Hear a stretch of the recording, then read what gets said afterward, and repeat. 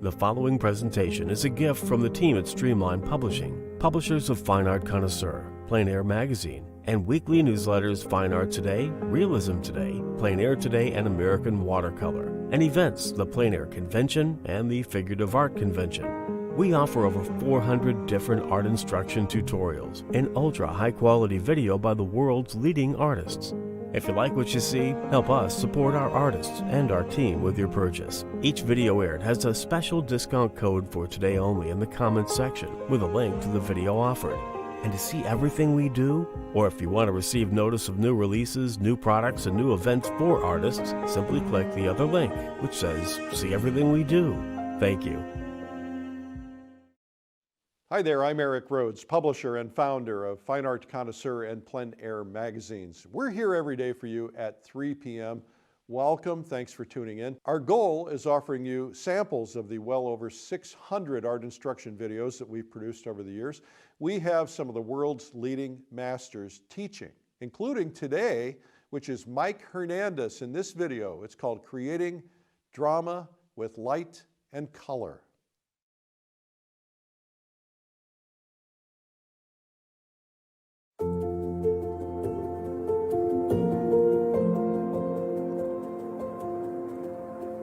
Hello everyone and welcome to the workshop. My name is Mike Hernandez and today I will be painting in gouache. Just a little about myself. I was born and raised in Los Angeles, California, and have been working for DreamWorks Animation as a production designer, an art director, and a concept artist. I'm also an instructor and have been teaching plein air for over 25 years. Today I'll be taking a painting that I've done before and I'll be breaking it down into steps. And I'm going to show you how I do that in gouache. Now let's get started. So what we got here is my setup. This setup is going to be just a little bit different from what I do when I'm outdoors plein air painting. Now just a quick discussion on the difference between in plein air and studio painting is plein air painting is done outdoors and on site, and that's usually where we do all the learning. All the lessons from plein air are going to be learned outdoors. But for what we're doing today in the studio, I'm going to show you how to take a reference photo and paint from that and create the same type of light and color that you would learn in outdoor painting. So this is what's typical for both plein air. The only difference is for studio painting, I'm going to be using this table as my easel, and I'm not going to be using a tripod for a setup. So we'll take it and break it down into some of the components here. So what I have is my palette. And what I use for indoor or outdoor is a Stay Wet palette, and this is a wet box basically. So when you buy the Stay Wet palette, they usually come with some kind of a sponge that you wet, and it'll come with a palette paper. That palette paper usually gets soaked for about 15 minutes to open up the pores. Then it makes it breathable, so that way you can put your paints over that palette paper and it keeps it wet. Over time, my palettes evolved to just using the sponge that comes with the palette. And the reason for that is I feel like if you just use the sponge to put your paint on top of it, it's a more immediate way to keep the paint from drying up. Now, no matter what you do when you're out in the field, these paints are going to develop a little bit of a film. So when I'm indoor, I can control that climate. But when I'm outdoor, I can't control that, so it's best to have a spray bottle just to mist over them every now and then. So now this sponge is wet, and what I've done is I put the sponge in and I put a bit of water in this until it pulls up. I then tip the palette to the side until I can no longer pour any water out in the immediate sense. When I put it back down, I know I have enough water on here, and you'll notice that the paints on the sponge aren't bleeding in. So if you use the sponge that comes with the palette, that's going to be fine. But if you were to buy yourself a different sponge, which is fine, you can get it at a supermarket. You just want to make sure that you're getting a sponge that is very dense and it doesn't have a lot of holes in it, because if you do, and it's very porous, it's going to suck all your paint away and it's going to be no good to you. So let's go over the list of the colors that I have in here. Everything in here, they're all gouache colors. And when I buy gouache, by the way, I'm talking about regular gouache and not acrylic gouache that comes with a polymer base in it. You don't want to be using that. So the regular gouache can be reactivated. Versus acrylic gouache, once it's dry, like acrylic, you can't reactivate it again, it seals. What I have here is permanent white. I've got a permanent yellow. You can also use a brilliant yellow or many different yellows. And by the way, these colors that I have on my palette aren't exclusive, but they're colors that I would typically use. I have a linden green, which I love. I think that's a great color for when we want to do warm colors. Not so much when we just want to do green grass or foliage, but I use it for a lot of earth tone. I also have here a marigold yellow, which is more of an orange in my head. And then I have a brilliant orange, which to me, again, is more of a warmer red. I have my ultramarine blue, my yellow ochre. I also have my, my burnt sienna, alizarin crimson, spectrum violet, burnt umber. I also have my permanent green. And then I have my cobalt turquoise, which is such a great color. And the last color I have here is my sap green. Now, if you'll notice on my palette, I mostly use warm colors because to me, a great painting is mostly earth tone. It's mostly warm colors, not as many blue colors. Blue colors to me in a painting are gorgeous, but they tend to flatten the painting out if you're using too much of it. So I like to use a lot more of the earth tones, and I'll explain that as we go. So this is your palette, your layout of colors. As far as brushes go, I like to use mostly flats. And the reason I use flats is because I like to keep things very flat and graphic and basic. And I love to stylize my shapes. And having flat brushes allows me to create something that's a lot more graphic and it's a lot more iconic. So I love these shapes, and they are also great in blocking. So I use a 1-inch flat, and I'll use a 1/2-inch flat, and then I use a number 8 round, and then I have my pencil for blocking in my sketch. Now, one thing to talk about when it comes to your brushes is making sure that you're using acrylic brushes or gouache brushes. You can use a blend of acrylic/watercolor brush, but try not to ever use an exclusive watercolor, especially the real expensive pure sable brushes. Those aren't good for the way I paint in gouache. Now, if you're using gouache without any white and you're not building it up opaque, you use it in washes like a watercolor, then I think it's fine to use a watercolor brush. But for the way I paint as if I'm painting using oil paint. I like to build it up a la prima. So for that, I use acrylic brushes. And the difference is they're a synthetic hair. And because they're a synthetic hair, they're going to be a little firmer. So they're going to be able to handle the buildup of paint as we get thicker. So when it comes to a brush, you want to make sure you're not spending too much money on your brush. You know, I don't spend any more than $30 to $40 on, let's say, a brush like this, and then on the smaller brushes, anywhere from $15 to $20 on those brushes. For me, I always like to keep things simple. When it comes to the brushes, I don't go beyond this. I've been known to do a whole painting using the flat brush only. And the flat brush is going to be great for beginners because it's going to also help you in simplifying your shapes. We'll be using mostly the big brush. We'll go down to the half brush, and then towards the end of the painting, I'll be finessing some of the final details with the round brush. Next we have over here is a mixing tray. This is just a straightforward mixing tray. What I like about it, different from the plastic tray, is you could, if you wanted to be economical, and if you're out plein air painting, you could fold this sponge in half and put your paints on this side and use the mixing tray on this side. But what I love about this tray when I'm in the studio is it's got a glossy finish, so the paint is going to mix faster and it's going to be smoother and it's going to give me faster results. So I like using the mixing tray, plus it gives me more surface area to mix from. Here is our surface, and I'm going to be painting on an 8x10 crescent illustration board. The reason I use crescent illustration board is because I build up my paint, like I said, like it's an oil or like it's acrylic. So it's going to get a little heavy. The illustration board allows me to do that. Now, I have been known to paint on watercolor block as well. Cold press watercolor block is fantastic, but I feel like that's better suited if you're going to be more transparent and you're going to be thinner with the paint. As you're going to see, I'm going to build up this paint quite a bit in certain areas, and the illustration board is going to be great for that surface. Next, what we have is our reference. So in talking about photo reference, this is a photograph I've taken from the image that I have painted from. I went up and painted in the North Forks Lakes up in the Sierras, and this is Brainerd Lake. And I took the photo around the same time I did the painting up there. And what's important about these photos and taking a photo and painting from a photo is understanding that photography tends to simplify lighting and it simplifies color.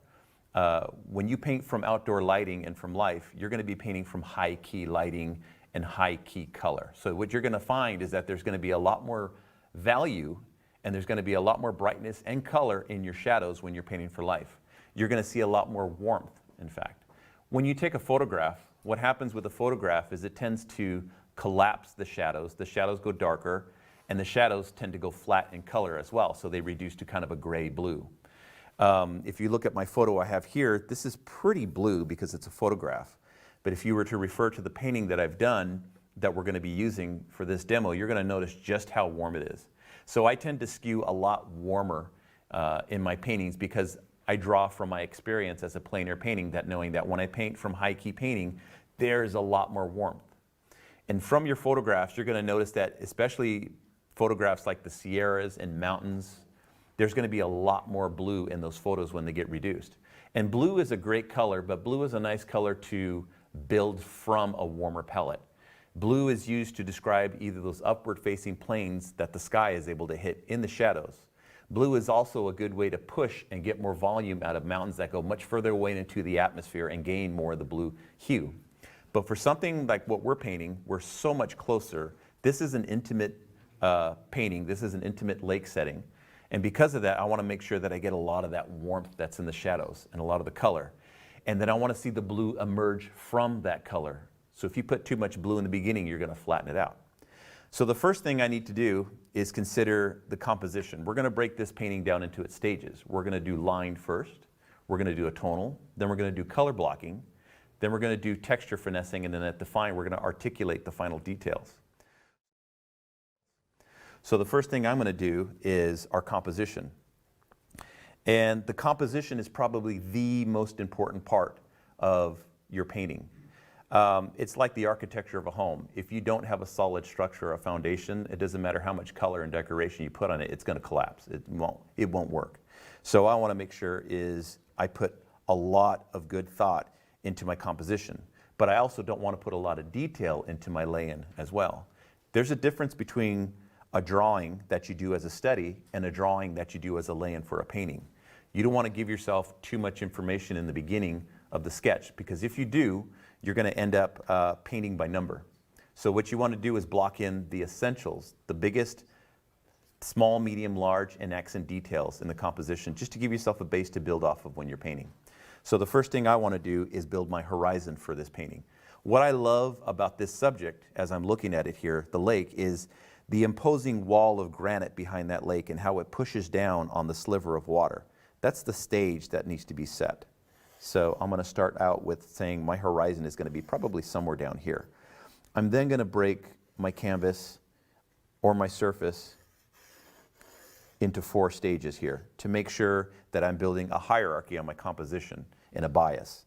So I know that one of the first things that's pertinent to my composition is this one landmass that comes out here. I want to make sure it doesn't go halfway, so I'm not breaking the composition into 2s, because everything the viewer loves to see when they're looking at your painting is based on hierarchies, meaning things that aren't always so even, that there's a sense of movement and bias.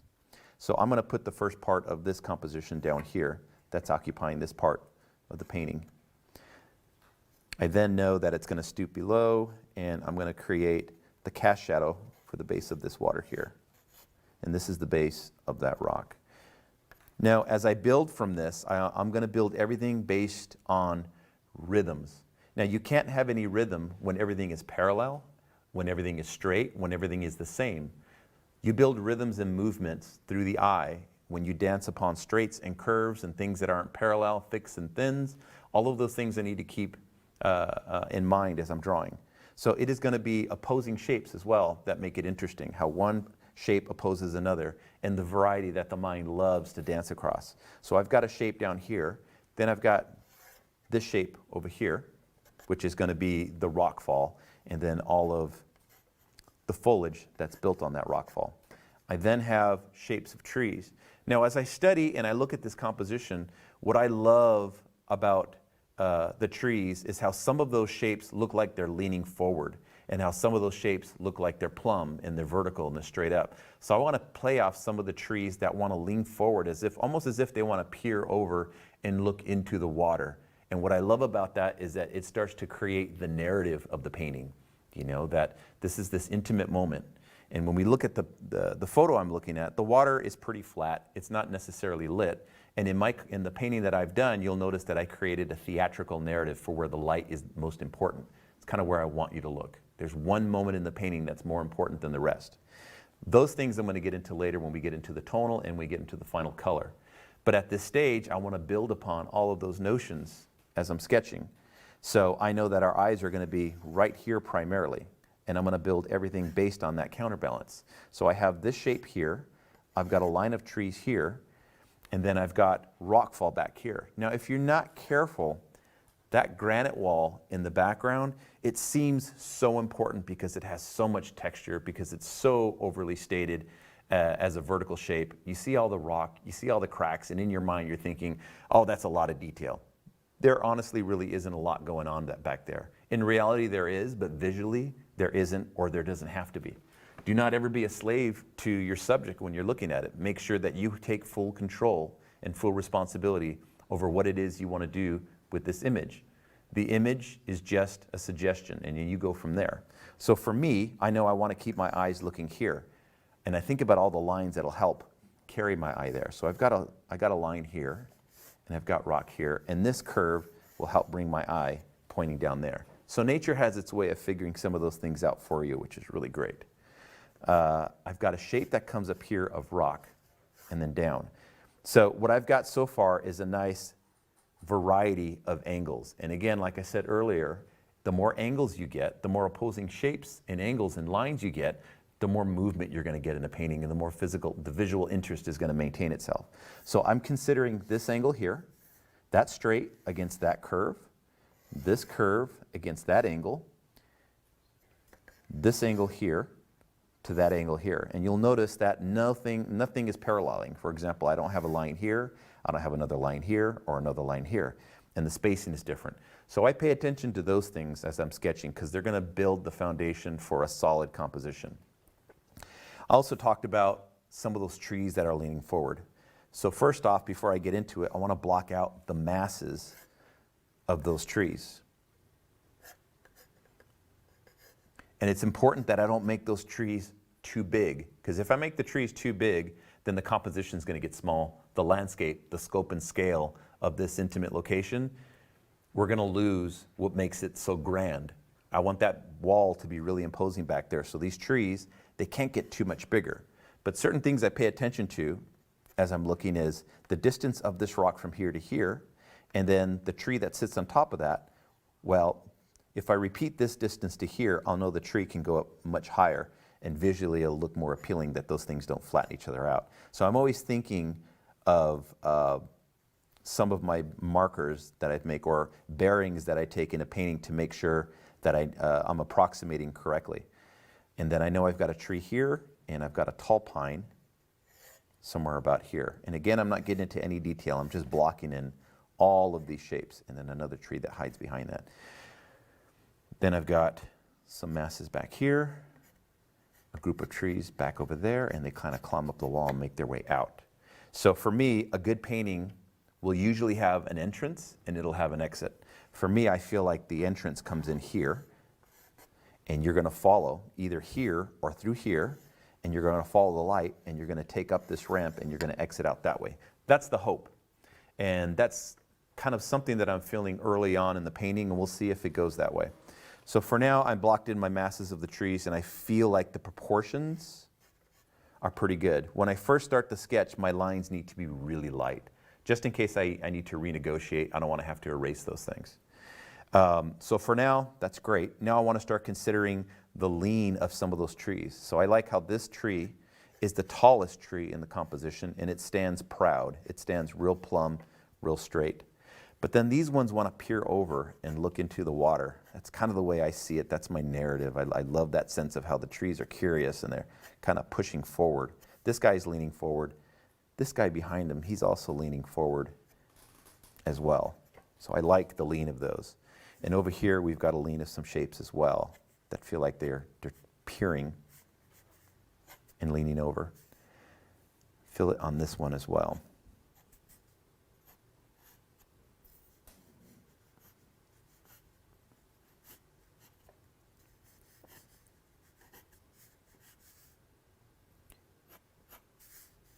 And then opposing angles. That angle here to this angle here, they're different from each other. So that'll create a sense of movement and variety and rhythm. You can't have rhythm if everything is the same. You look at a sheet of music and you take a look at all the musical notes and look at how they all move. It's beautiful. And for the eye in painting, it's the same way. You need to create that musical rhythm that keeps it interesting and appealing, because nature will do it for you as well.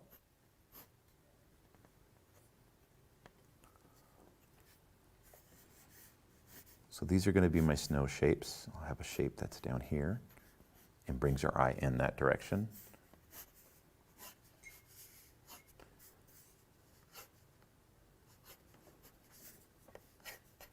Don't need to spend too much time up here. I know I'm going to have a group of trees in that spot there. So what I want to make sure now that I've sketched a lot of this is that I have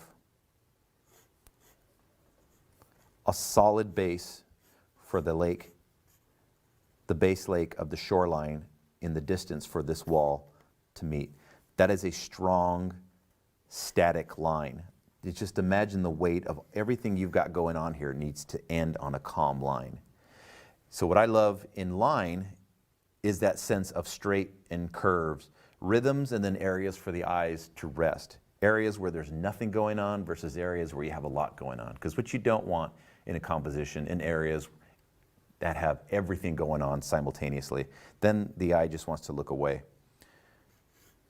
So I've got my base here, got the lean of that line here.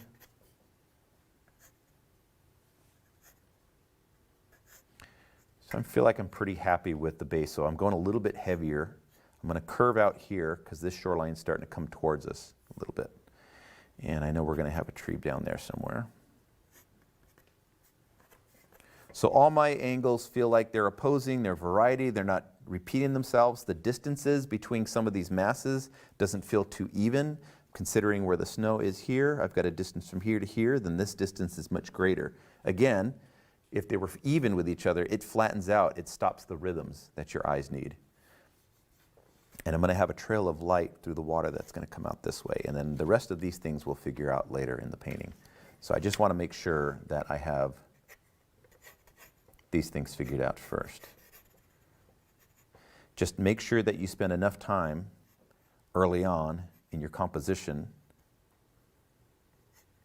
to build your foundation, but not to render this. I don't want to put too much information and too much detail.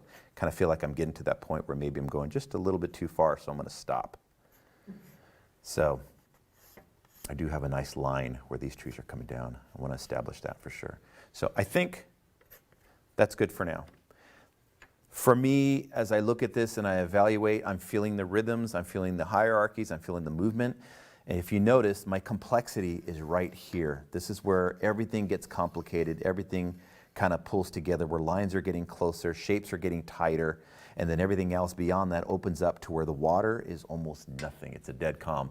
Those are good rhythms for the eye. That's a good foundation to start with.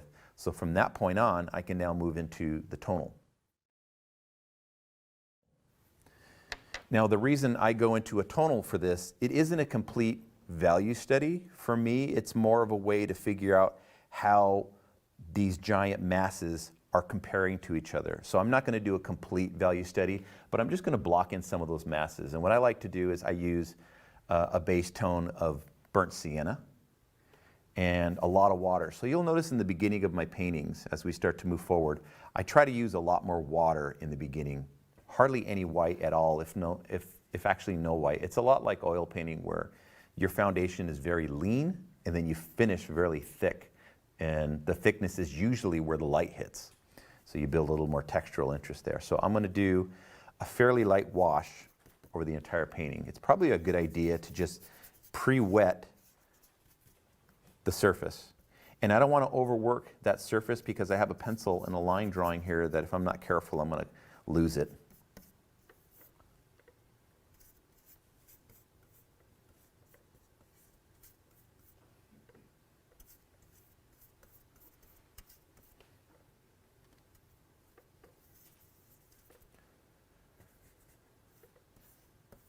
Again, this is really weak and it's very faint, and that's great because I want to make sure that I take it down in steps.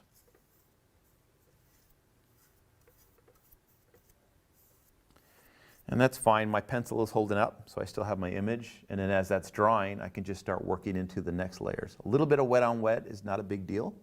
Kind of like a little bit of that process of hard and soft edging that gets created from painting wet on wet. And then as it dries, you'll get some of the hard edging. So for me, I know I have to block in this wall. That whole thing needs to go down.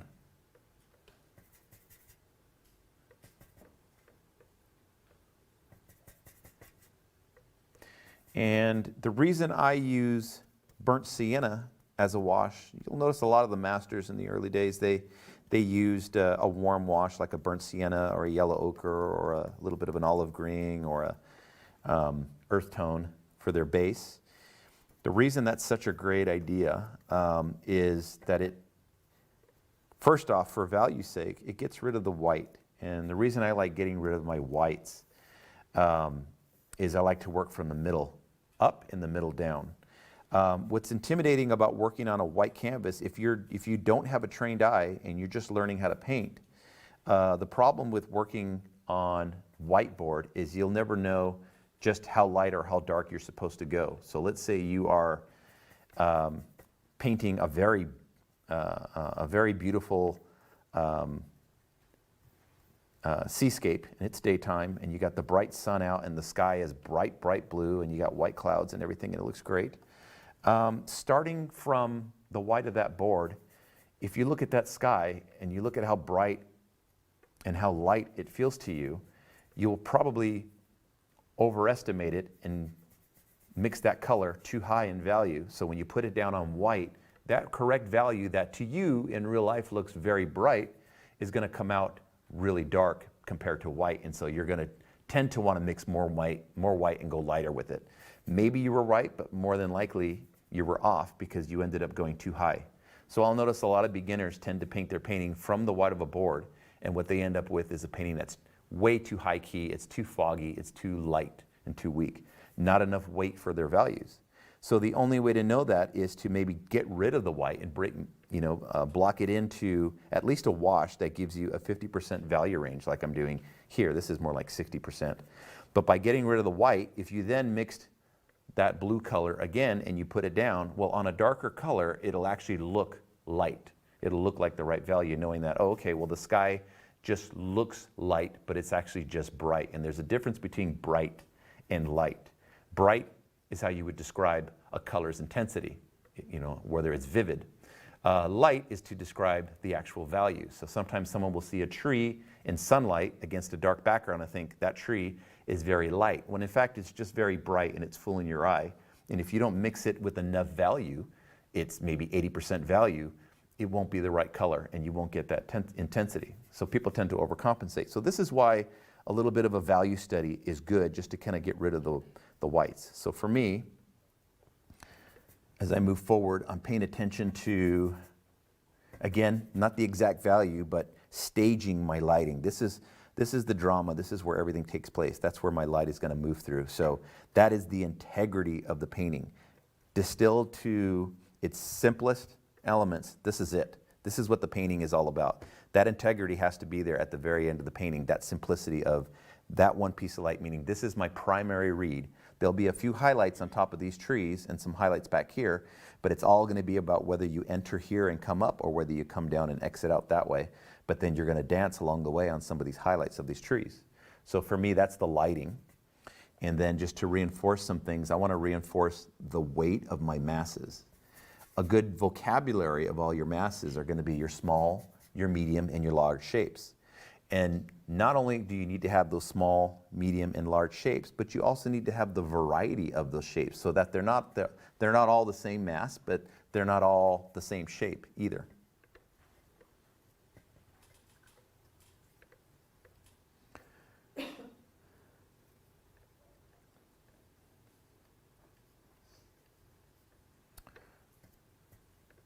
Okay, so now I'm going to use just a little bit less water and a little bit more pigment so I can see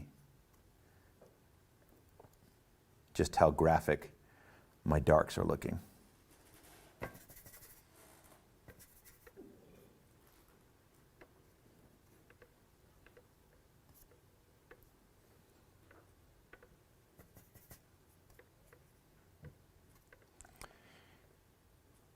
And just a heads up for painting, when I teach in a more procedural fashion when I'm painting.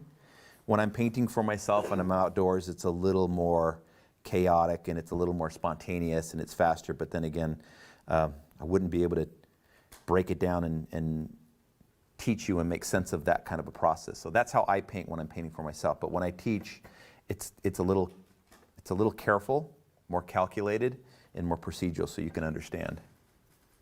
And maybe what I'll do is a separate video on how I paint for myself when I'm painting outdoors, for an example.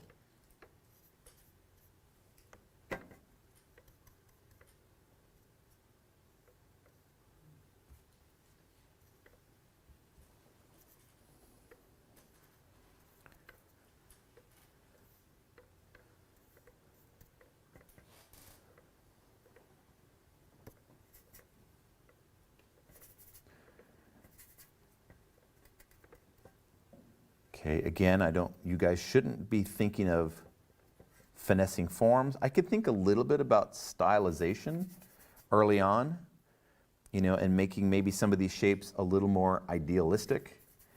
Depends on what kind of painter you are. Some plein air painters don't do anything with their landscape. They're more of a purist where they go out and paint.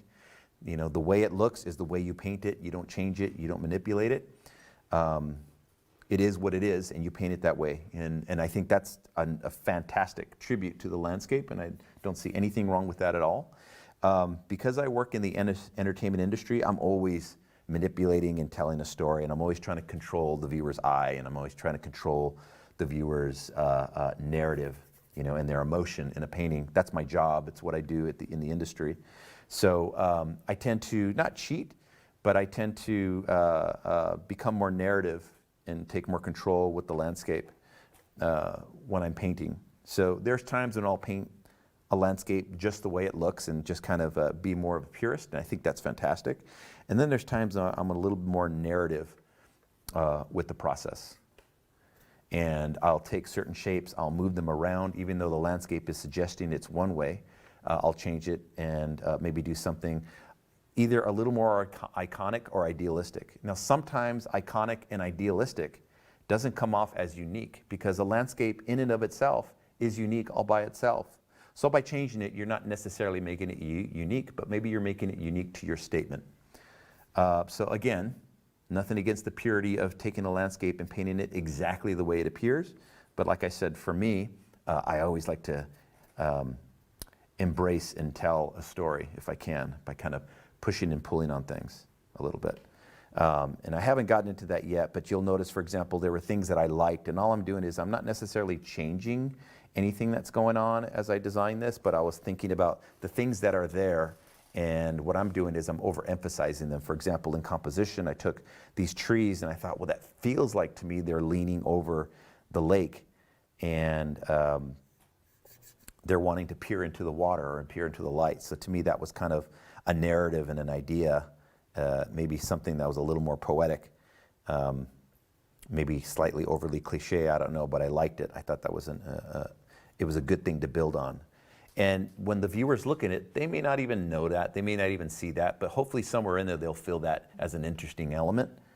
But you, the designer, had that intention that hopefully when the viewers look at, they'll be able to enjoy, maybe not knowing why they enjoy it, but thinking, God, there's something interesting about those trees and the way it's painted. I don't know what it is. But you as the artist need to know. So I think for now, this is pretty good, as a base and a blocking of these masses. I could do some subtle things up here to the rocks.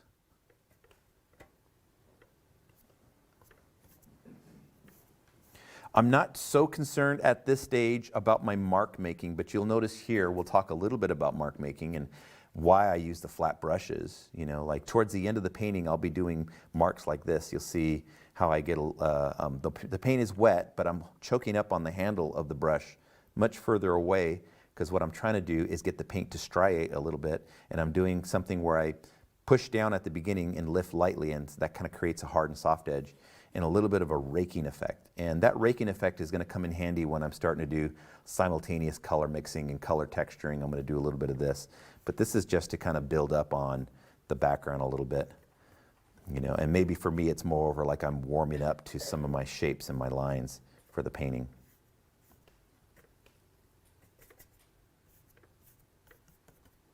Again, this isn't a full tonal. This isn't the exact value structure for the painting, but now I can see how the composition is lining up. My darks are lining up. My masses, their hierarchies, their shapes, the distribution here. I'm going to feel like I might want to group these because it's feeling like a lot of repetitive big shapes in there. And what I want to do at this stage is start negotiating those things and saying, okay, well, maybe this shape groups up a little more with the masses next to it. So this becomes one bigger, giant mass.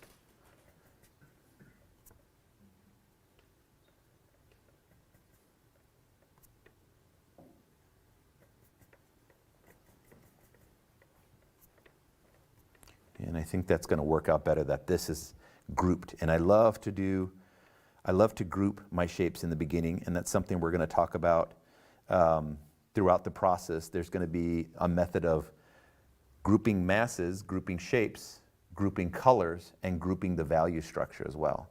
So in the beginning of the painting, I tend to group all of those things together, meaning I bring my values closer together. I will bring the contrast and the differences between colors closer together and group those that they feel like they're all kind of in the same mass. And then towards the end of the painting, I'll start evolving color from that background and having colors evolve and grow from that common ground. The other great thing about having a burnt sienna wash, this is something I never finished talking about, but having this burnt sienna wash is that it's a warm undertone. Now it's not completely red and it's not completely blue, it's right in the middle, which is nice, but it's a warm earth undertone, and by doing the warm earth undertone, what it's going to do is it's going to force all of my colors to go warmer and to go more earth. So whatever grays I mix here, they're going to need to be mixed warmer in order to make sense on top of this color. So if I just put down white and I put gray on there, it's going to be too neutral. But the fact that I'm using a burnt umber background, which by the way, you could use burnt umber, you can use yellow ochre, you can use olive green with yellow ochre or orange, any of those colors just to get yourself a base. And by using those colors, whatever color you put over it, by contrast, is going to feel like you're going to need to mix it to go warmer in order for it to feel like the proper gray or the right color you're going to need to use. Because otherwise, if I took a straight gray and put it on here, it's going to look too blue or too gray. So then I'm going to need to mix more of this color or other warm colors to make it feel like it sits correctly into the painting. So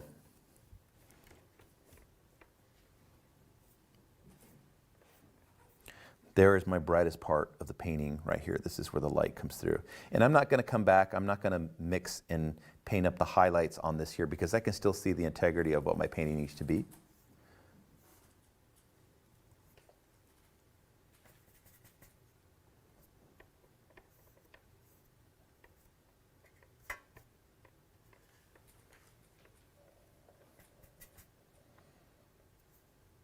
Like I said, I haven't really gotten into maybe designing these shapes a bit. I mean, you'll see as I've blocked in these masses, there's something kind of graphic about the way I've blocked the shapes because they're so simple, and I'm trying to keep things very simplified. When you paint in plein air or anything you do, it's always good to reduce the details. When I'm painting in plein air, I tend to reduce the details. Sometimes as much as 60% of the details are gone. I'm only painting about 40% of what's really there. And the reason I do that is by eliminating the non-essential, I'm going to leave behind the essential, because there's over a million things you could say about a given composition. You as the artist needs to choose one for the viewer and embrace it. So by taking away all of the other things that aren't important, you're leaving behind the essential elements. So in other words, by giving the viewer less of the details, you're actually giving them more. So that's why I like to simplify. And by simplifying it, in a sense, it creates a sense of style as well. And style can also be derived from your color, the shape of your compositions, your line making, your simplicity, how you create your shapes and your forms, how you lay down your mark making, all of those things. Style can also be derived from your mood and the type of storytelling that's indicative of your style when you paint. style to me is being able to look at someone's painting and say, yeah, that's an Edgar paint. Like I know every time I see an Edgar paint, I know he did it because there's a style behind his mark making, his grouping, his intellect, but that he was also very intuitive with his painting. That I know that whenever I look at a painting, he had an intention, and every painting looks intentional. His designs look intentional.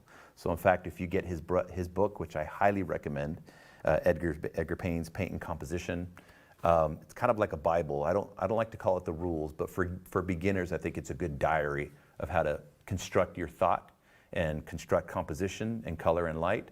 And you get to look at his book like you're reading a diary, and how this guy was very intentional. He thought of the many ways to compose compositions, stylizing compositions like O compositions and Steelyard compositions, circular S, and figuring out what makes a composition unique instead of the same composition over and over and over again.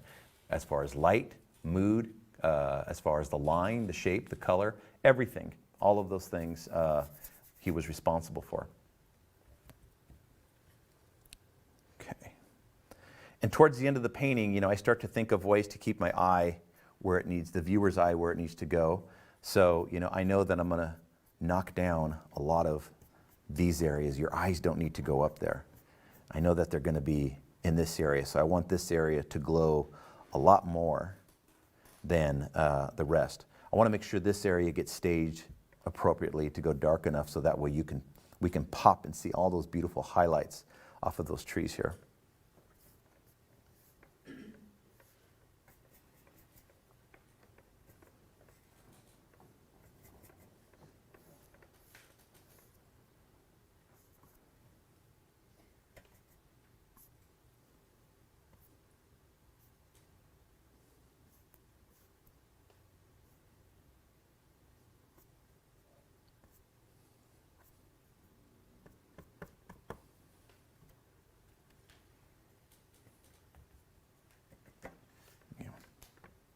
So if we wanted to, we can proof it real quickly.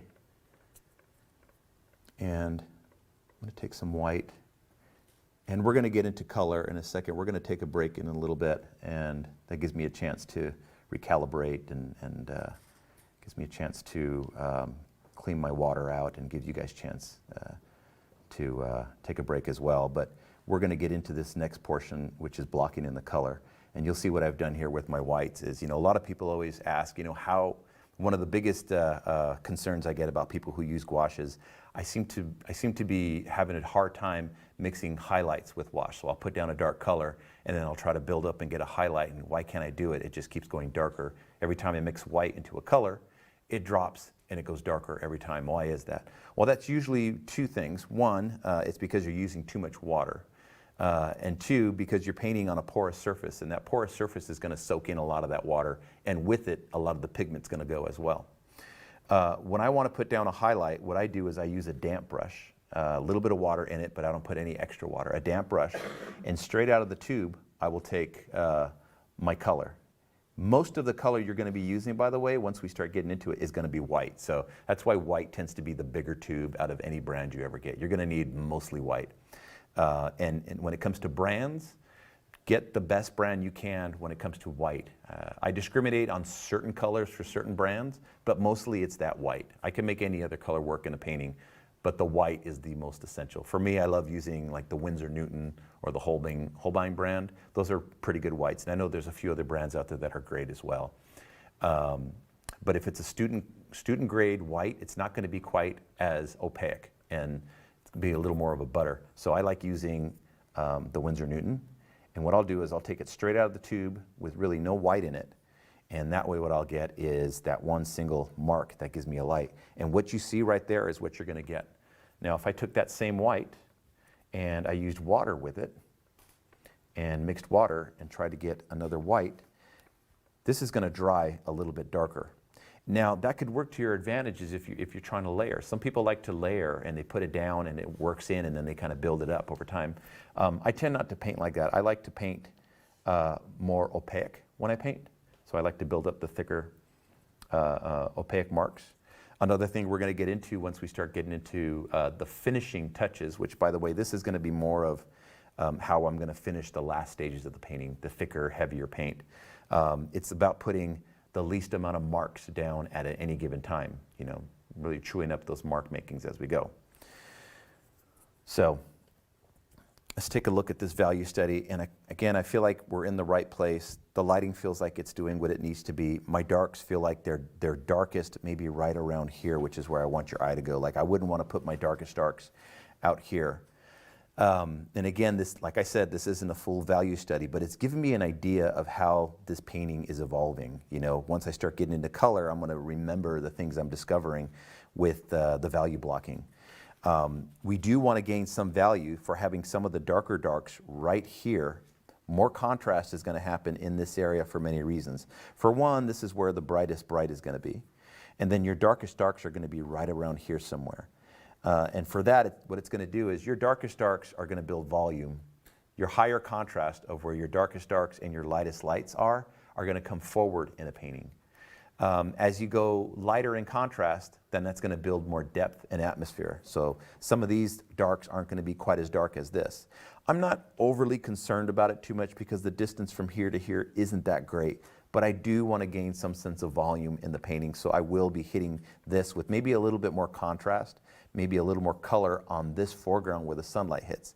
And it just so happens that the light is really embracing this foreground rock more than it's doing anything back here. So by default, we will get more texture, more color, and more contrast in this foreground here.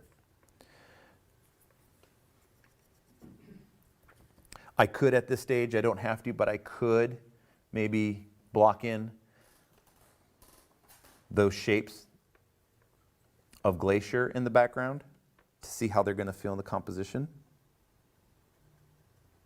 Again, it feels maybe just a little bit too early at this stage, but I'm going to do it anyway to kind of show you how it's going to work. I'm going to have it peeking through this tree here, and it's going to come down and kind of point to this area, which is nice. I've got this rail of glacier kind of riding in at an angle that maybe brings your eye into the painting maybe. It's another possible entrance for your eye, or an exit depending on which way you've entered the painting, to kind of come up this way, drop down, and come in here. Or you may enter here and come up and exit there. You may come down this way and follow that out. But it's good to think about your bearings and the things you're using in your painting as a way for the eyes to kind of travel. So I might like to come up here and then maybe drop down about here. I'm going to bring a little piece of glacier just to kind of return the rhythm instead of just sporadically putting highlights left and right everywhere. Another thing I need to be careful about doing is making sure that I'm not using the same thickness everywhere. I'm not spacing these out the same distance from each other, so that way I build the rhythm and I maintain the rhythm and the hierarchy. Otherwise, I'm going to have, if this line, and I did another snow line like that and another one like that, you've ruined rhythm in the painting and you've ruined the visual interest of that and the natural appeal of what happens. So I'm trying to take lessons from nature and learn from what it's doing. So, you know, these are just placeholders, and you're gonna hear me use that word quite a bit, the word placeholder. I'll use placeholders for value, placeholders for color, placeholders for shape, knowing that I'm always gonna come back. In our next chapter, when I get into color blocking, the colors I'm gonna use are always just gonna be guesstimates and estimates of what that color needs to be, just to kind of get me in a ballpark, because I know that painting is gonna be a lesson in negotiating all those things. You won't be able to paint color until you have all of those relationships together. One thing I don't have here yet, and again, these are things I can discover towards the end of the painting, but I'm kind of foreshadowing them now, is, you know, some of maybe the smallest marks, like maybe that small piece of snow right there compared to these larger pieces. That's going to build and give you a sense of scale. You know, it might be kind of cool as I'm thinking, either I put some sort of an island right here. I put a little dot right there, and the reason I did that is I tend to be very narrative, like I'm telling a story, like this is some establishing shot for a movie I'm working on, and I have a tendency of always doing that as I'm painting. It just kind of happens. I'll put like a dot, and that dot just kind of says, that's my character, you know, and maybe we'll do that. Maybe we'll have our hiker, you know, maybe this little landmass comes out a little bit and gives them something to stand on, and we'll build that this is going to be our hiker, or maybe a couple of hikers down there, and then it just kind of gives this whole painting a different narrative, and it gives it a different scope and scale. Want to make sure they're not placed right in the middle, but you won't really, even if I put them here, you wouldn't feel middle because of the bias of all these bigger shapes. So it would be okay if I did. But it might be nice that, you know, as we finish the painting, I'm going to paint right over those guys and I'll bring them again. I'll bring them in again towards the end of the painting because I think it adds a nice appeal. It's always really great to add a little bit of a subject. For me in landscape, the landscape is the subject. So I tend to think of all of those elements as living. An example would be in this composition, without the humans, the subject is the landscape, it's the rocks, it's the trees, and then the water is the other subject. So I always try to play my masculine against my feminine, my hard against my soft, things like that, my warm against my cool. So in this one here, for example, you know, the rock is the masculine, it's the male, it's all the angles and those jagged edges and whatnot. And then the feminine is the water, and the water is going to be that jewel and that gem. It's going to have that depth and sparkle like a crystal will have in it. And so I want to play those opposing elements together in the end of the painting. So I think this is a good time for a break. We'll finish up here with the tonal, and then I'll refresh some of my colors in my palette, and we'll get into the next chapter, which will be blocking in the colors. All right, welcome back, everyone. So we just finished up with our tone and our blocking for this composition, and the next stage I want to get into is going to be our color blocking.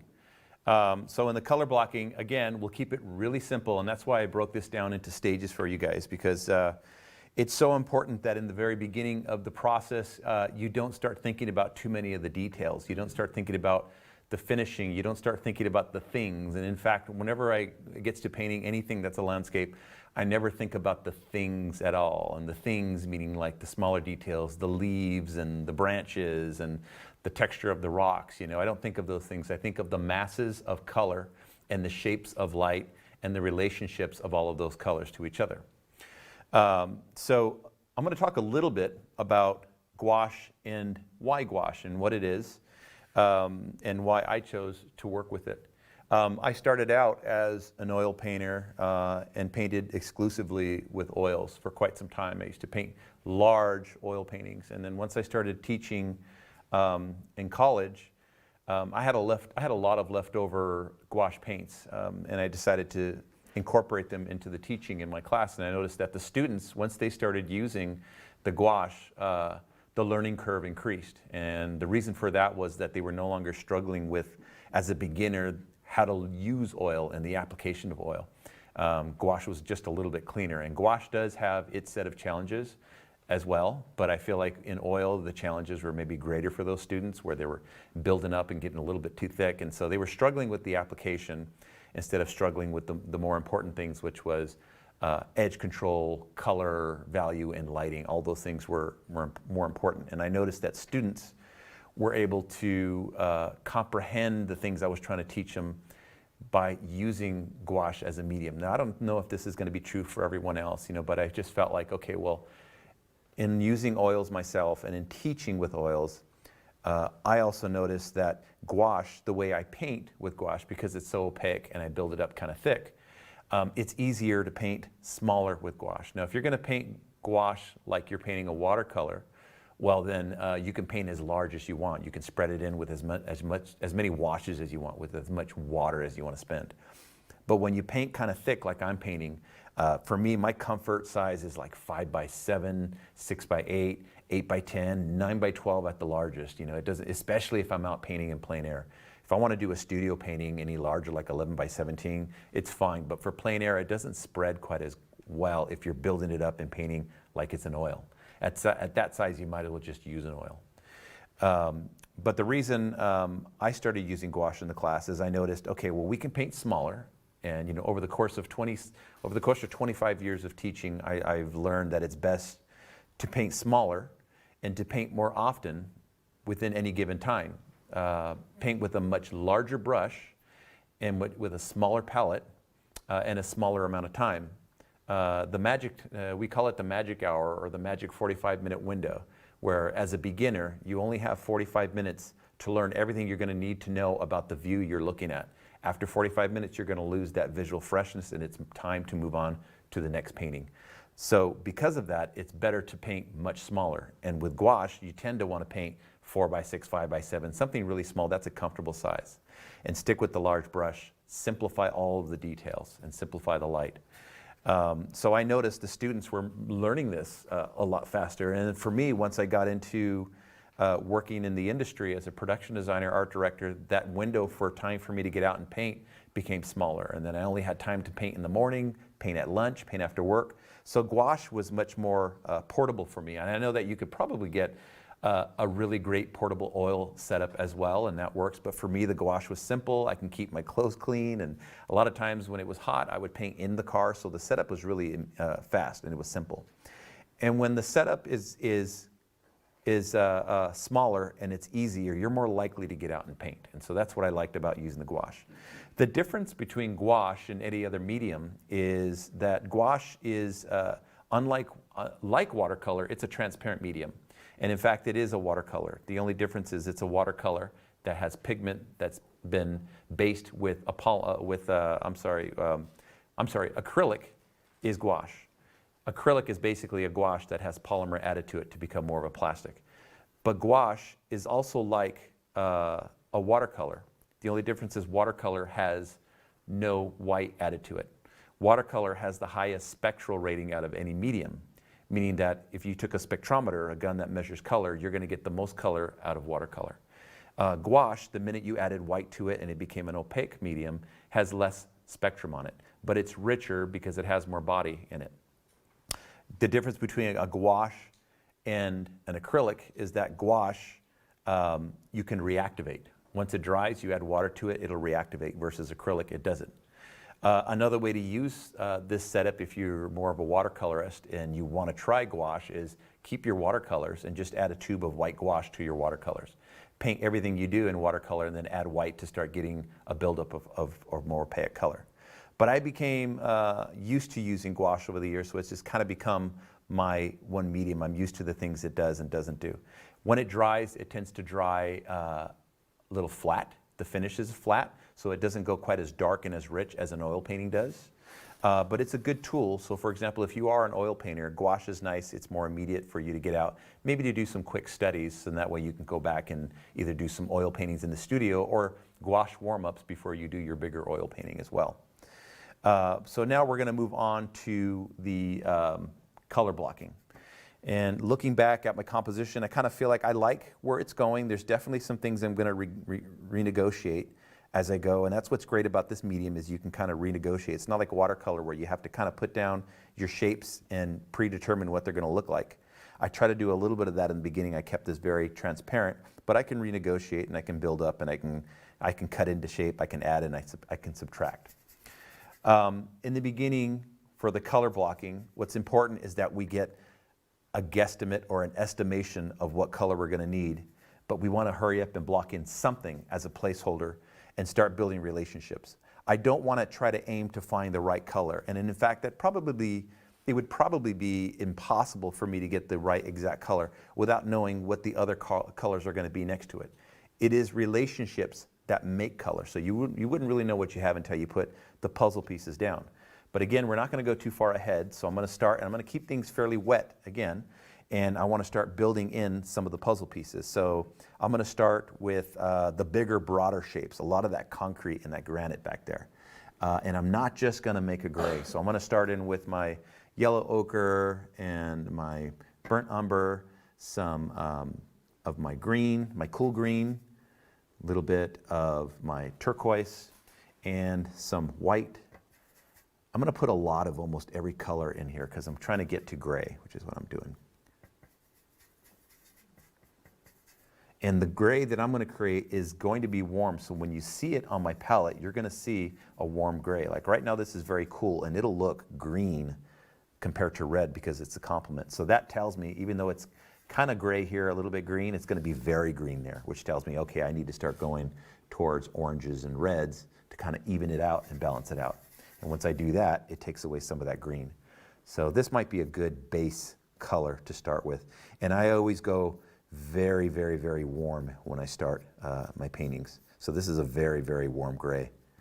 And again, resist that urge to do too much detail and resist the urge to put too much blue into the painting. And this is very transparent, so you'll see once it starts to dry, you'll see some of that burnt sienna coming through as an underpainting. And I love that. That burnt sienna is going to permeate through a lot of the painting.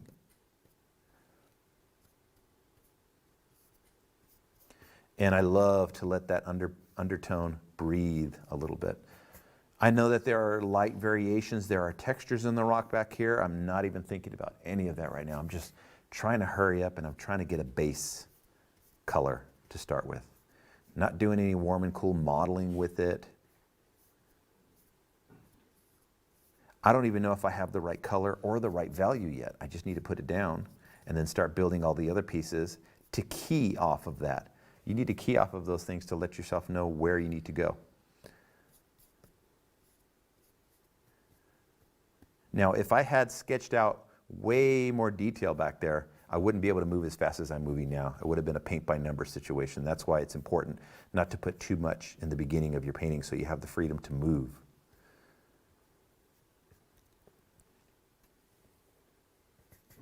Let's mix up a little bit more.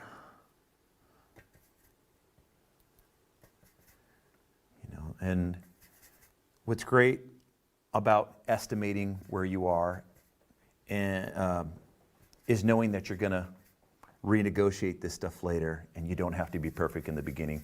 And the right mindset for something like this is to always tell yourself that, don't ever set yourself up for failure for thinking this is going to be the most amazing painting or that this is going to be a one of a kind and you only have one shot at doing this. You don't. For me, I kind of do because this is my demo. But in reality, every painting is just a study. And when you set your mindset at that it's just a study, it's just paint, and it's only one of, if not thousands of paintings you're going to do in your lifetime, then you relieve yourself of that burden of thinking that it has to be perfect. Meaning, if you've relieved yourself of that, then you've got nothing to lose. And if you have nothing to lose, you have everything to gain in this process. So you relieve yourself of that thought that this is going to be perfect, that you don't want to mess it up.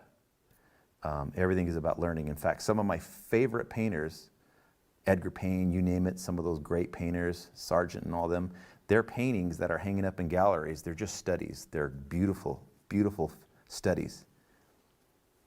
And if you get that mindset of thinking that everything you do is just a study, you'll have better success. Try not to set yourself up for failure with the wrong mindset.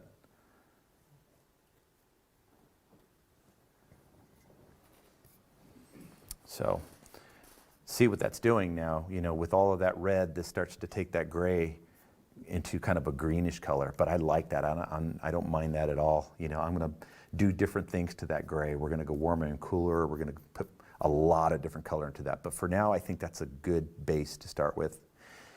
Let's move forward and then just kind of knock this shadow down.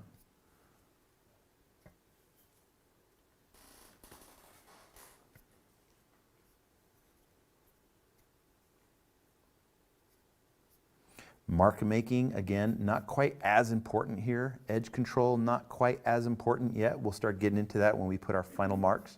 But for me, I like to think of my mark making early on, so that way I'm developing my mark making in my rhythms and my memory for those rhythms in certain areas. So as I get to the finish, I've already kind of contemplated and I played around with those rhythms in certain parts of the painting.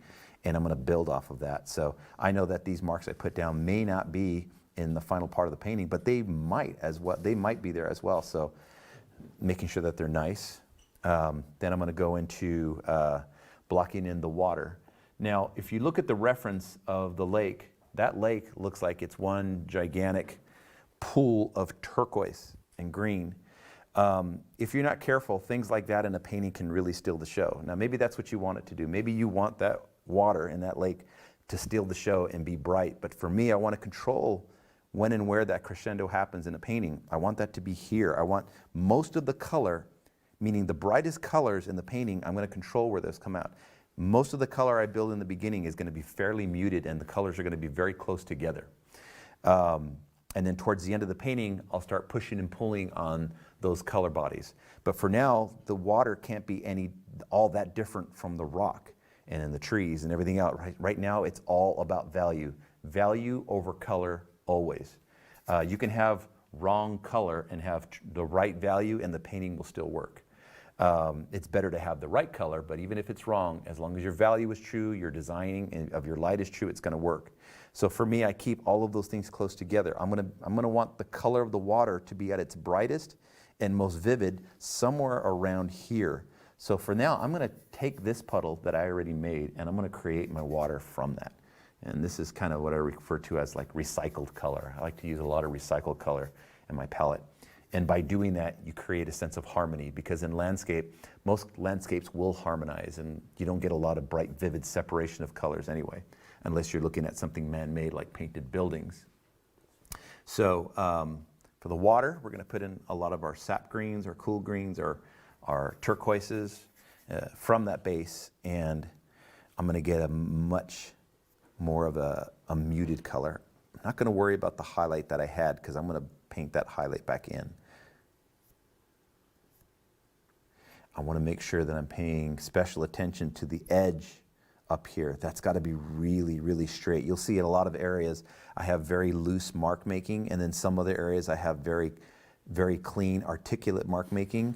That's going to be a really important rhythm to how I build that sense of realism into the painting, is to have a sense of chaos and where the edges loosen up, so that way the eyes have something to loosen up on and they're not going to be holding on to, you know, the details.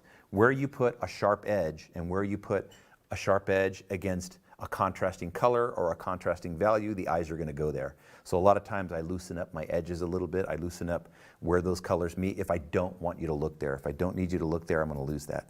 You're going to notice over here I'm going to put a little bit more yellow ochre and green and orange, because I'm trying to say that this is the shallows and you're seeing through the water down here, because I really don't want you to look there. This is going to be where the jewel happens, that transparency and that vivid color. So I'm kind of setting up the base for that by putting a lot more warm, earthy color down here. And again, it's just an approximation, but it's feeling nice and dark. I do feel a separation between the color I have up here, and I do feel a distinct body of color down here that's not all that dissimilar from what's going on there. Because if you do look at the landscape, I don't see that the lake is popping all that dissimilarly from the rock. And for me, I'm painting this landscape as warm as I could go. Again, as I referred to before, photographs are usually going to make your images look a lot cooler than they appear, and you're going to lose a lot of color. You usually see most of your color in where the sunlight hits. And in the shadows, they tend to just kind of crash and they go gray and cold and blue. It's hard for me to find my ideal subject because usually I look for the unexpected, and it's in the unexpected that I find my true statement for art. Inspiration is as good as a warm bath. You know, I feel like in the beginning it feels great, but at some point it eventually goes cold. You need to learn that knowledge and the ability to paint is something you need to pull from within, and then it's always there. It's always inside of you. I started painting when I was a kid. Since my father was an artist, I followed in his footsteps. And it wasn't until I got into college that I started taking art seriously. I also started teaching landscape painting while I was working as a production designer at DreamWorks Animation. And I noticed that the two work in tandem with each other. One informs the other. All the principles I'm teaching in this workshop apply to pretty much any medium you're going to be using for plein air or studio painting, whether it be oil, acrylic, watercolor, or even gouache. You're going to learn a lot about composition and how to make a solid layout, and then we'll go into blocking in a value study and learning how to do theatrical lighting and how lighting tells a story and how to have a great narrative for a great painting.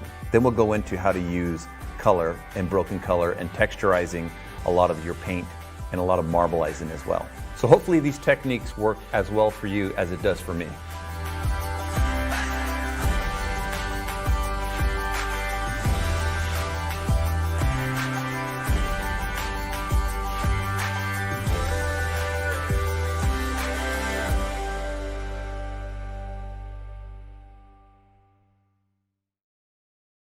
Well, that video is called Creating Drama with Light and Color. It's by the great Mike Hernandez, and you can find the full-length video at lilyartvideo.com. Remember, we have a special discount for today only. It's up in the comments section. That's where you find the code, and then you can use it by going to Lily Art Video. All right, now let's get right to our interview with Mike Hernandez.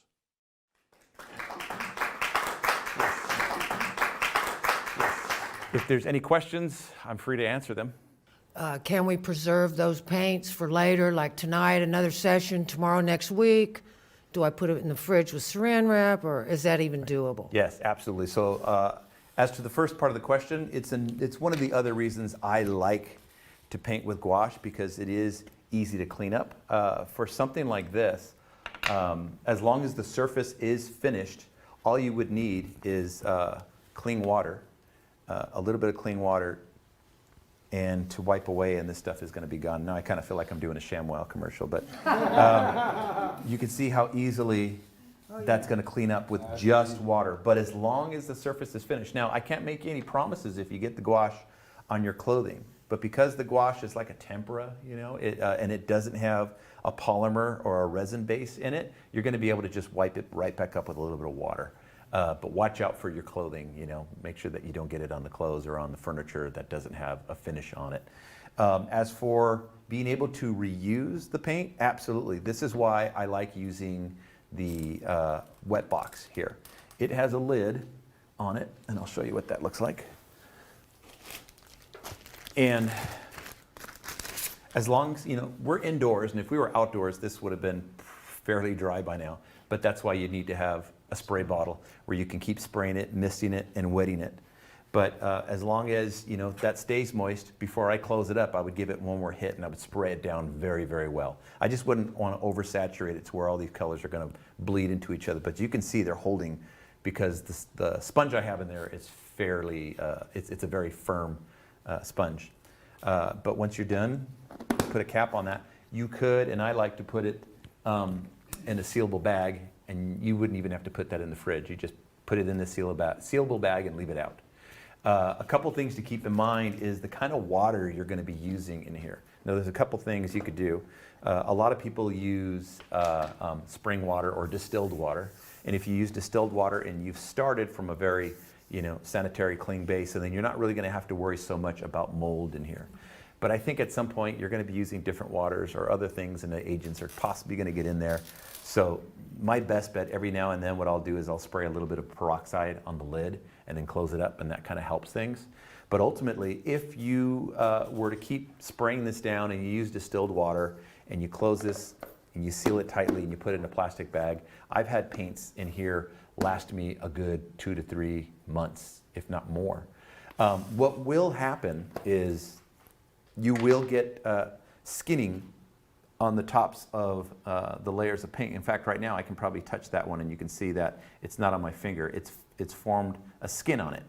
And that's okay. I'm able to kind of push that over or squeeze from that and get paint out of it. And the skins are not a bad idea when you're finished painting, because what it does is it kind of keeps the rest of the paint on the inside dry and moist. So the skin isn't a bad idea. But out on the field, when you're painting in plein air, once that skin starts to form, it's a good indication that you need to start spraying more water on that again, because it'll start to dry up. And then what happens is you're going to be left over with, let's say, inevitably you're going to have some spots, let's say like that spot right there that's fairly thin, but it's got a buildup on it. That's going to dry out. Once it completely dries out, you cannot use that area again. You can reactivate gouache, but the way I paint so thick that I can't reactivate it. It's going to be like trying to reactivate watercolor, and if you paint like a watercolor, that's fine.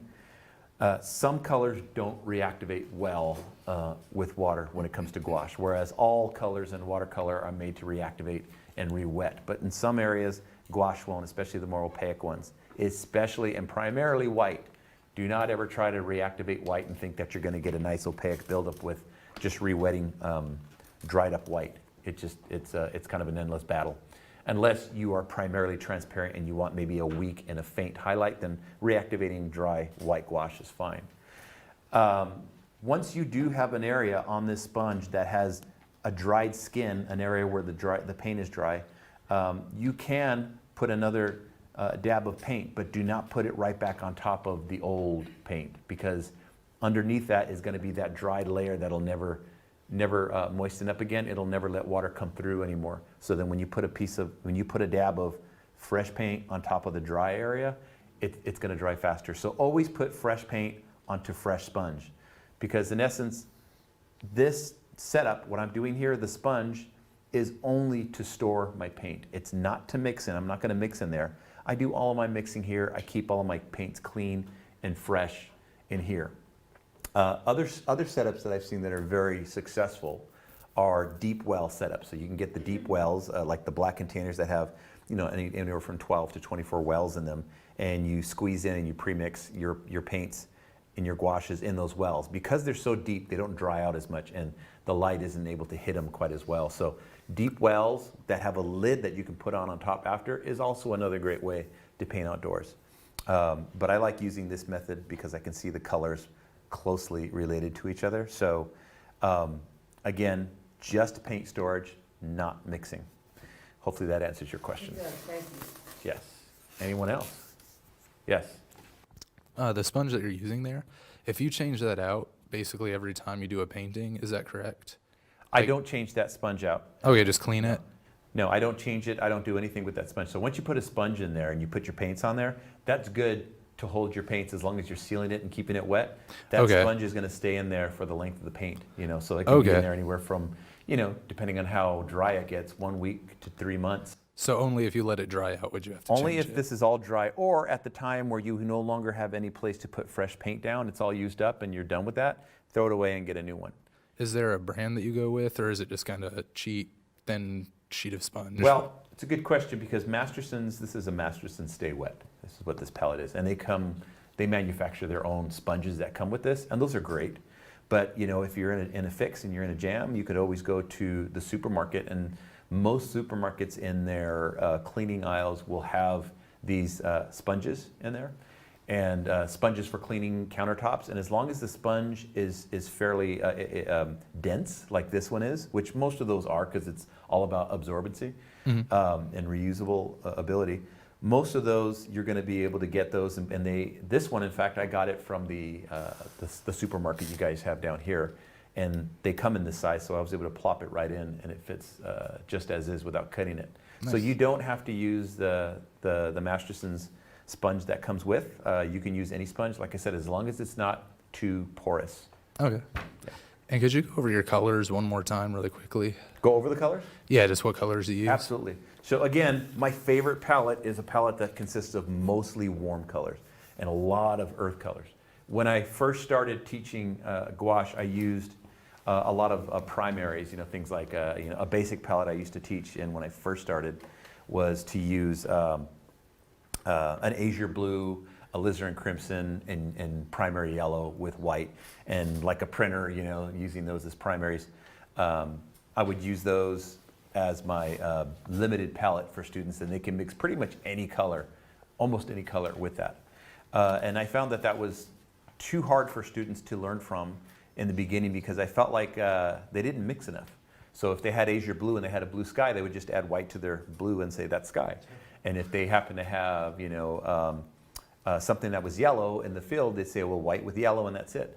Not knowing that you have to mix all the colors together, all of them in percentages some way or another. And rarely and almost never will you ever use a pure out of the tube color by itself, a primary on a painting. You can, and we do that in animation and in cinema and theater. I like to punctuate moments in a painting or characters in a painting with a primary color and really pop that stylization. But in reality, that rarely ever happens. Even in nature, even if we were outdoors and I saw a building that was painted primary red, and I looked at my palette, I'm not going to take that primary red by itself. I'm still going to incorporate some of the other colors in the palette in that landscape in a very small way to make sure that it fits within the other scope of colors that it's relating to. So in that sense, that's why I always have an extended earth palette. I put a lot more earth tones. I changed my, I know this goes beyond the question you're asked, but it's part of it. I changed my basic limited palette that I used to teach into a palette that had more pre-mixed colors, earth tones. So that way it forced the students to mix with those and see that you need more earth tone, that colors that relate to each other. I would almost suggest if you're going to use just the three, like cyan, magenta, and yellow kind of a thing with white, you mix a pool of those colors together first, then you take a piece of that and then create a color from it. So that way at least you started with a base of all the colors together and you harmonize. So what I do is it's extended. So I like to use my yellow, and I use I don't use a warm and cool of every color, but I tend to like to do warm and cool, like warm and cool yellow right here, the permanent yellow, but that could be many different yellows. I've used brilliant yellow. I'm not extremely particular about the actual color, with the exception of maybe I love spectrum violet and I love marigold yellow. But any ballpark yellow like this with, I love linden green because that's the cool yellow, or like a lime green. Your marigold, and this one is, this is a different one I'm using today. This is brilliant orange. Sometimes you can, instead of brilliant orange, you could use like a medium scarlet lake to get that same color. Because I think of this as my, my cool red, my warm red, my cool red, but that's to me is as red as I'm going to go. If I need to go any redder than that, then mixing alizarin with that color works just fine. So I've got the warm and cool here, which is my burnt sienna and my alizarin, and then my yellow ochre could have been up here and grouped together with my other colors. It was kind of an afterthought. Ultramarine blue, you could also just use cobalt. Now, depending on the palette, sometimes I've had students take ultramarine and cobalt out of their palette and just use like a sky blue or a primary blue in there, because what happens if you're going to use, if you have spectrum violet, you got to be careful about using spectrum violet in a palette that also has ultramarine, because they're both violet. One is a violet blue and one is more of a violet, like a purplish color, a brilliant violet. So you got to be careful when you have alizarin, spectrum violet, and ultramarine in there. I could have almost, taken that out and just put sky blue because I have so much spectrum violet and alizarin crimson. What's nice to kind of juxtapose those are my other cool, on the other spectrum of the blues. I have my I think, let's see what that one's called again. The cobalt turquoise over here, and then my permanent green. So there's kind of like a warm and a cool of that color as well. And then, I've got my sap green. What were those two you just went over? Sorry. The cobalt? Yeah, what two cobalts? So this is cobalt turquoise. They also make a cobalt turquoise light. Okay. And then this is a permanent green deep, I think, or just permanent green. But again, the colors aren't as important as just making sure you're ballparking the right warm and cools of every color in there. Sometimes I'll paint with a very, very limited palette. This is a lot of colors, but I wanted to make sure, since I knew I was demoing and a lot of people were going to be using, some people are used to using full ranges of color. I could have definitely gone further and put way more colors on here, but I also probably could have gotten away with a lot less. And looking at my photo, the reference, there's not a lot of color there, so I could have used a fairly limited palette to do this painting. And in fact, sometimes you're better off using a very limited palette so you don't get yourself in trouble. So the more color you put on your palette, the more likely of trouble you're going to get into. The less color you put on there, the less trouble you're going to have. So hopefully that answers. Yeah, do you think there's a sweet spot for students? A sweet spot would be probably to use, if I had to recommend a good palette, I would probably say use the permanent yellow, use the Scarlet Lake, use the burnt sienna, yellow ochre, alizarin crimson, use a sky blue, use a burnt umber, and sap green. And I would say that's it. Okay. You wouldn't need to use more than that. Be careful with, I would just say be careful with I took the violet out. I just don't think it's a good idea. For sometimes, because it's such a crutch of a color, people tend to see a lot of violet in landscape because of default of what happens to things that kind of have a lot of yellow in it versus things that don't have any yellow in it. They tend to feel violet, the grays feel violet compared to like yellow or green trees and things like that. So people tend to see that and say, oh, that looks like spectrum violet, so they'll add white to violet and you get too much purple in a painting. So you gotta be really careful about how you use that spectrum violet. I rarely ever use it in its purity. I like to mix it into my browns and my greens and other colors as well, but I try not to think of that color as the literal sense. So for beginners, I tend to take that, like the violets and the candy greens, I tend to take those colors out. Permanent green is a scary color. I tend to see students just making their trees or the shadows of their trees just permanent green deep straight, not mixing enough of all of the other colors in there. So sometimes I'll take those colors out of a palette. Thank you. Sure. Anyone else? Yeah, we still have a couple questions coming in online. Yeah. We have a question from Josh that says, when you're out plein air painting, what methods do you use to size and distance shapes from one another in the distance? It is a very good question. The way I do that is I tend to think of the image I'm painting as a tapestry, almost like I'm looking at cut out pieces of origami and how those shapes come together. For example, if I wanted to know how to relate a group of shapes in the foreground to a group of shapes in the background, and trying to figure out how those shapes perspect and how the road perspects and how all of those things perspect. If I'm thinking of it as dimensional and deep, trying to sketch it that way, I tend to kind of mess things up because I'm trying to think of too many things all at once, like perspective, foreshortening, all those other different things. Rather, what I do is I group things a lot. First of all, I won't think of all these distinct shapes. I'll start off as families and I'll group things first and say, okay, well, let's take all of these things together and just kind of, first simplify the notion of size and say all of these things in a group versus all of those things in a group and those things in a group versus that one massive shape. When I do that, I then think of all those groups, instead of in perspective, I think of it as cut out pieces. So for example, if I have a road that's diminishing into perspective, instead of thinking of it in depth, I say, what does that road look like if it was a piece of origami and I cut it out as a piece of paper? Then I say, what is that shape? It helps me think of proportion better, and it helps me think of the actual shape that's going to perspect. So then what I tend to do is I think of everything in my landscape of puzzle pieces fitting together. Not depth, but the mountain in the distance, the barn in front of it, the road leading to it, they're all puzzle pieces. So that to me helps me distinguish one shape from the next, because first I simplify and I group those things. I try not to create the perspecting lines. I always think in perspective. I always think of where the horizon line is going to be, and sometimes I'll loosely indicate that on my canvas. But that's what helps me in comparing shapes. And then if you guys recalled, I don't know if you're able to still refer to this painting here, but if you guys recall earlier in the painting when I was sketching, I referred to shapes based on proportions and ratios of how one thing relates to another.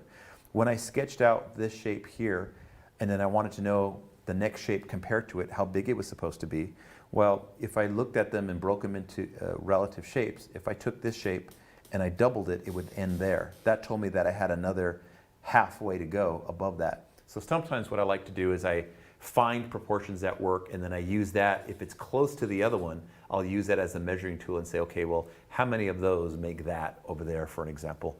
So that's one way, or a couple ways I'll do things to find proportions of shapes and how they perspect.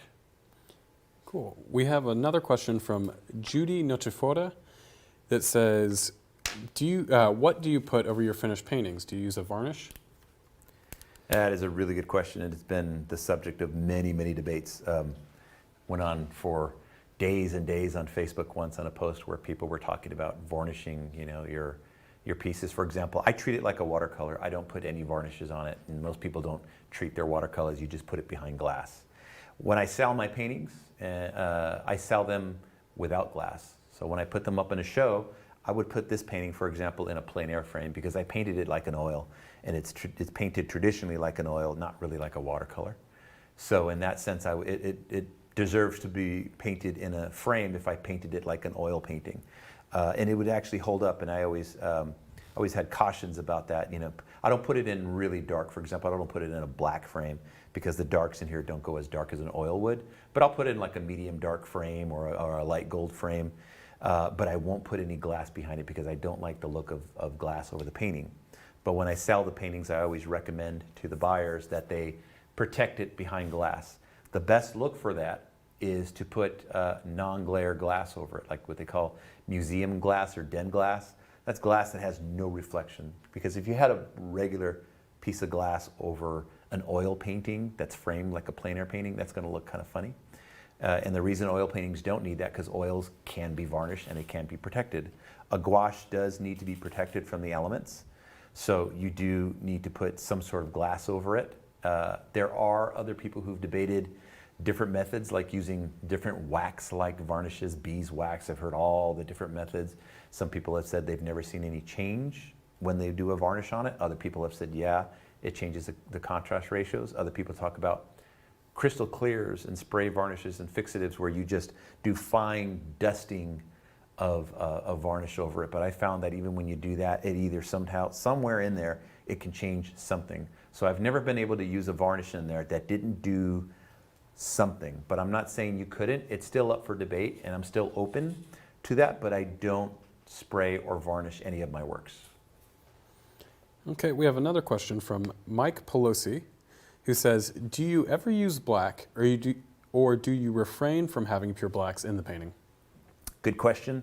Do I use it? Yes. Sometimes I'll just grab a black, but I use it as a mediator of something kind of to get me into a dark color or a dark value. But the reason I don't teach with black is because students tend to use it as a shorthand and a shortcut for value. And if you want to go and learn about color, you don't want to shorthand all the lessons that could be learned about mixing to get to your darks, or all the steps taken. Anytime you change value is an opportunity to change temperature, hue, chroma, saturation, and whatnot. Plus, in a painting, we don't go 100% black, nor do we go 100% white. If you go 100% black, that is taking paint to the surface of the board, and it'll look like paint on a board. It'll look like black paint on a board, or black ink. If you go 100% white, and there's no value in that either, it's going to look like white paint on a board. Now, if it's a small area on a painting, on a giant painting, you put a small dab of pure white or a small dab of pure black, it's not going to be a problem. That's going to work. But if you have some giant areas of darks and some areas of bright highlights that you're using pure white, unless it's meant to be stylized that way, it's going to look flat. So you always want to remain in value and remain in color. That being said, if you took a straight Mars black and put it on a board, I bet you I can get a black that I used out of all my colors that'll look even deeper. So warm colors want to go into the board, and then the cool colors want to come forward on a board. And I've heard it challenged in many other ways, which is fine, but in my experience, the warmer colors tend to want to build more depth in a painting. And that's been true with a black. I've seen a pastel from an artist who does pastel. I think his name is Hurley Brown. And he has this real poisonous stick of pastel. It's like a cadmium black. It's black with a little bit of cadmium red in it. And when he uses that on his pictures, it looks like he punched a hole into the surface of the board that he's using, because it's got so much warmth in it. It creates more depth in there, if you want depth. But and that's what darks are. They're just things that kind of recess anyway. So I try not to use black, because black tends to feel too flat. But I have, sometimes I like to stylize and take risks. Remember, these are things that I say, these are never rules. They're just guidelines, and they're all meant to be broken. I've seen some beautiful results with people who just decide to challenge all those theories and use black in a painting. But it's not necessarily very traditional. They just get a different effect with it. So traditionally, no, but stylistically, yes, you can use black. Okay, we have another question from Boone, and this one's in reference to shadow. He says, I'm still confused by the concept of warm canopy you mentioned. I thought shadow is supposed to be cool. Again, so good question, and I know that tends to be very, very confusing, and it took me a while to figure that out. More of it made sense when I worked in animation and I saw a light set up in the computer and how they actually light an actual environment in a 3D movie. And I saw them put the big canopy. Now, the canopy fill is never warm. I think what he's referring to is the overall fill, the ambient fill of an environment in sunlight is warm. That's all the bounce light accumulating and adding up to the fill from the warm sunlight. The shadows aren't inherently blue, but they do have blue in them. But they're not void of warmth in them. They may not be quite as hot or as warm as what's in the sunlight, but there is warmth in that shadow. Where you see the presence of blue, is usually in the upward facing planes of those shadows. So in my painting here, things that started to go into the deeper shadows that weren't receiving any of that warm fill light started to pick up that inherited blue from the sky above that was filling the downward facing planes. That also happens if you were to go outside, and if you were in the shadow and you put your hand upward facing in shadow, but the sky was able to hit your hand, you would see all that blue from the sky. But then if you tilted your hand up at an angle where the concrete was hitting sunlight and your hand is still in the shadow, you're going to see a lot of that warm bounce light hit and fill your hand, which does say, yes, there's a lot of warm light in the shadow. Now, what I was trying to say in my painting with all this warmth isn't so much just the warmth from all the environment, but I'm saying this giant lake is illuminated and it's warm and it's bouncing and it's glowing and it's bouncing up against those walls. It was kind of conceptual in that way as well. So the upward facing planes of a shadow are going to feel bluer. They're not going to be pure blue, but you're going to mix your local color and you're going to add a little bit more blue into that with a white to kind of feel like, okay, the blue sky is mixing into that upward facing plane or slightly glancing angles before you go 90 degrees and the sky can no longer hit that glance. The other way you get blue into the shadows is through gaining more atmosphere. So as those shadows start to go further and further away in the landscape, you start to get more of the atmosphere of the sky itself, and all those particles will then start to fill those shadows, and then you'll start to see more blue. So all that says is the mountain is, or the objects are so much further away that the shadows are just filling with blue.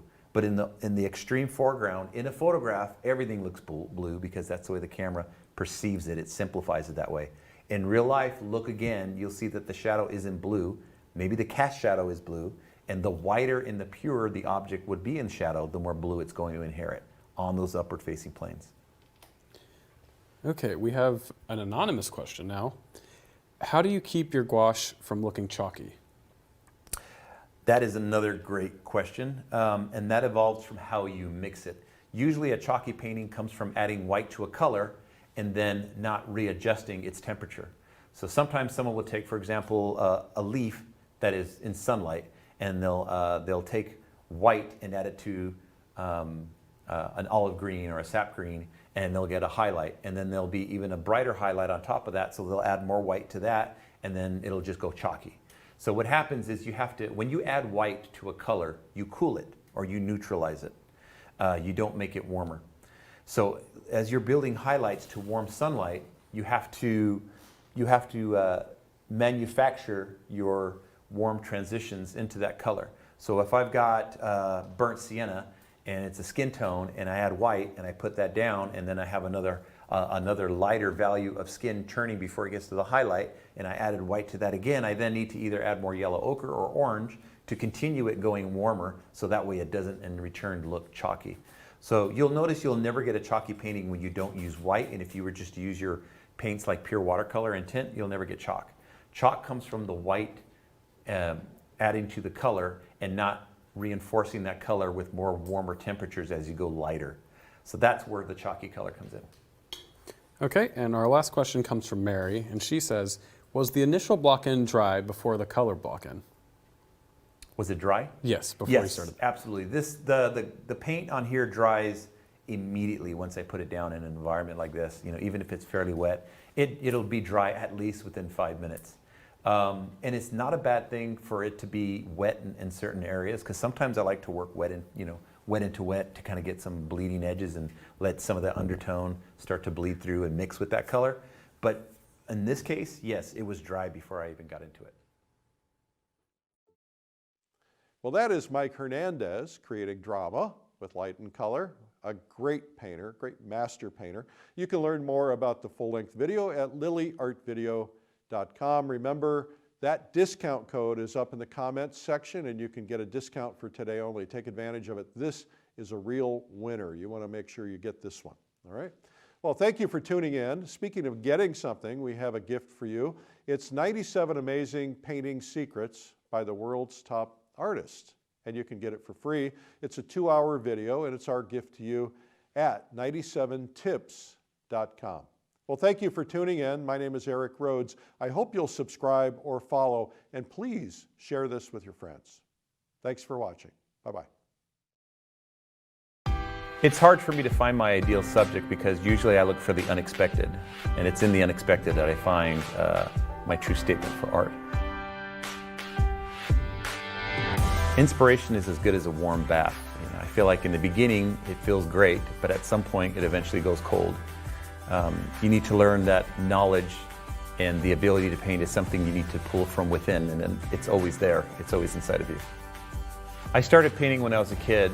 Since my father was an artist, I followed in his footsteps. And it wasn't until I got into college that I started taking art seriously. I also started teaching landscape painting while I was working as a production designer at DreamWorks Animation. And I noticed that the two work in tandem with each other. One informs the other.